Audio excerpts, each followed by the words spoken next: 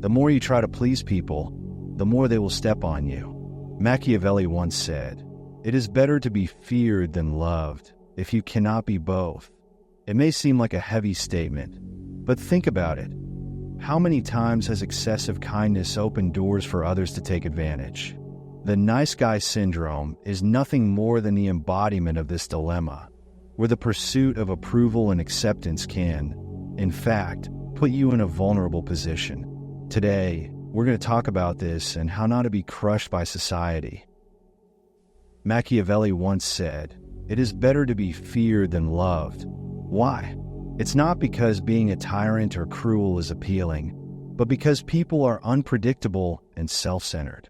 Those who try to win everything with kindness often get trampled. This is the real world, where self-interest comes first. Being overly nice is almost an invitation to be taken advantage of.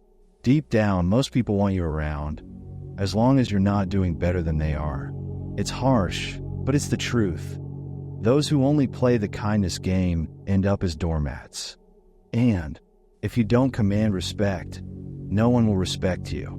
People who constantly try to please others end up being seen as weak and easily manipulated. Those who say yes to everything and never set boundaries are treated as a resource, not as a person. You can see this in conversations where the nice person tries to speak, but is always interrupted or never gets to finish their thought. It's not about being rude or impolite, but about putting a stop to senseless concessions. If you accept anything and everything, those around you will treat you accordingly.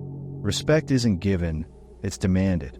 If you don't stand up for yourself, you're automatically putting yourself in a lower position. Another common mistake nice people make is apologizing all the time. This only reinforces one thing, that you're willing to take the blame, even when you've done nothing wrong. This habit of apologizing for everything makes you seem insecure and inferior, and people start to see you as someone who can be easily manipulated.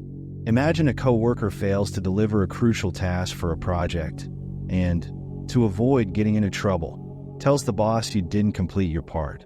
Since you have a good relationship with this person and don't want to disrupt team harmony, you decide to take the blame quietly, thinking it will preserve the work environment. But what happens? This act of kindness only opens the door for others to think they can do the same.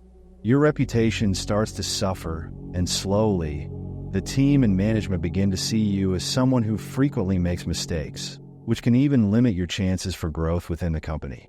Instead of recognizing your humility, they perceive weakness and submissiveness. Apologizing is necessary in some situations, but in excess, it's an unnecessary surrender. Instead of constantly apologizing, stand firm. Thank them for their patience or understanding, but stay in control. Stop diminishing yourself. Let me be direct.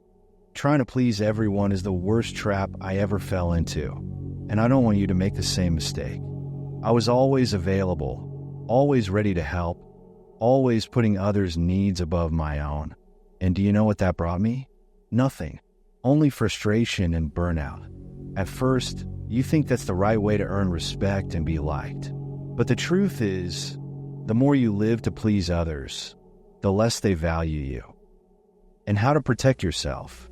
Honestly, it's complex because human nature is quite flawed, corrupted by envy and greed. But learning to say no is one of life's greatest lessons.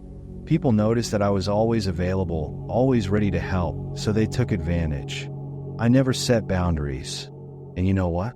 When you don't set boundaries, you're seen as someone without value. I'm not suggesting you disappear from society and live in a cave, but know how to analyze the people who genuinely pay attention to you versus those who only seek you out when they need something. There are people who come and go as they please, take what they need from you, and move on without the slightest effort or respect. There's a fine line between being kind and being naive, and crossing it has consequences.